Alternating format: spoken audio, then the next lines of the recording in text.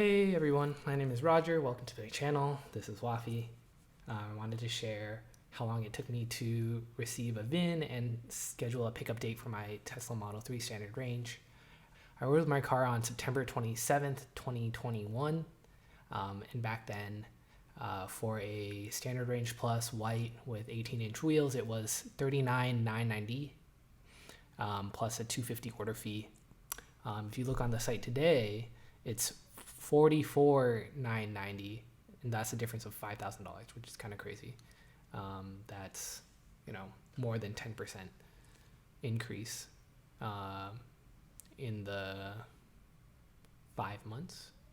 4 months. So when I originally placed the order, the estimated date was March 2022. On October 6th, it jumped to October 17th to the 31st. And you can follow this timeline like every day or every few weeks. It would jump further and further behind, actually. So on October 7th, it would jump to November 5th. October 9th, it jumped back to October 26th. On the 17th, it jumped to the 27th. November 1st, it jumped to January 5th, and so on. Until November 24th, I got my VIN, but I was going to be in California that month, so I asked to put it on hold until January 8th. And then on January 2nd, it was taken off hold early. I think they do that internally. They'll just bump it up a little earlier. And then on the 6th, it jumped to, I got a 2-week window from January 23rd to February 6th. And then on January 26th, I got my VIN. And then on January 31st, I was able to schedule a pickup. And so I'm going to be picking up next week. It's going to be very exciting. And it's been a long time waiting. So from my order date to when I first got my VIN, it was 2 months and 21 days between September 27th and December 16th-ish. From September 27th to February 10th, that was 4 months and 16 days. So a few things that was going through my mind when I was waiting for my car was that, one, I live in the city. I live in Philadelphia. I live very close to a grocery store.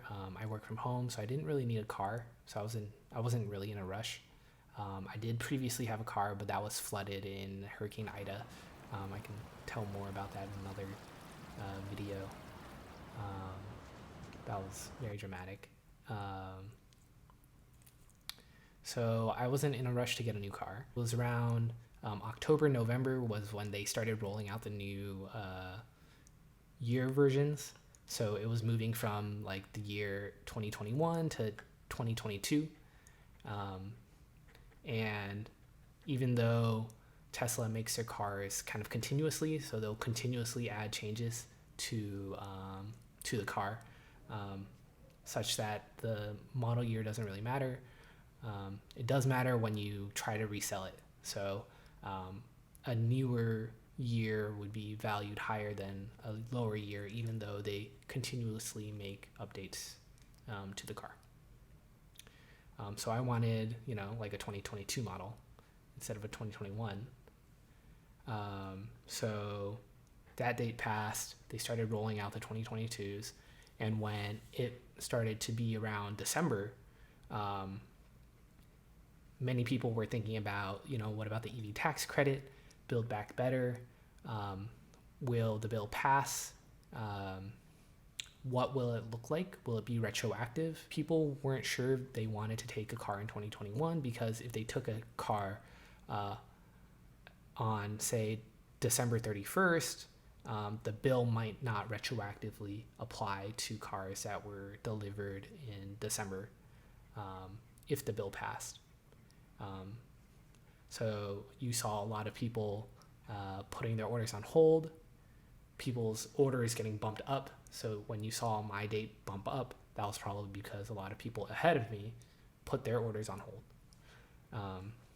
So I, hedging my bets, I also wanted to hold out until like 2022. I wasn't in a rush. I was going to be out of town anyways in December. So I placed my car on hold. So now come January, the bill is basically dead. So whatever happens, happens. Now people are interested in those continuous updates that I was talking about. A few things were like a lithium ion battery and a different processor that was going to come out. So previously, in the older generation, there's an Intel Atom processor, which is kind of old, but for a infotainment system, on a car, you don't need that much processing power.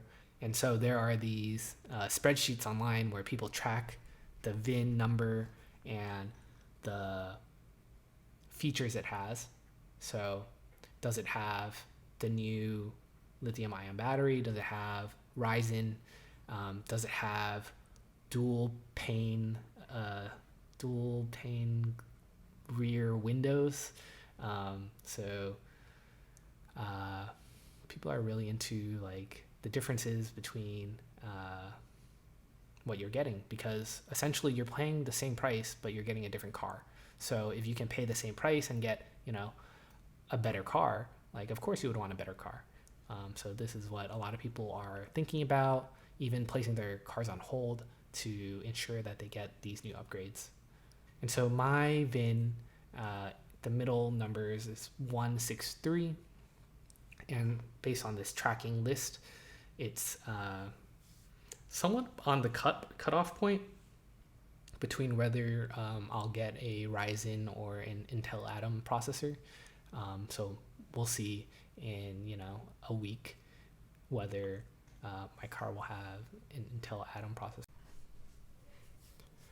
So be on the lookout next week for a new video. I hope to record, delivery day, show you how I took delivery of my car, inspected for maybe deficiencies or defects, and like panel gaps and things like that. But, I hope that everything's going to be okay, and, smooth sailings. Thanks for watching. Please like and subscribe. I hope to make more videos every week. And so any like and comment really gets me excited about, making new videos, and, just talking to everybody and sharing. Thanks.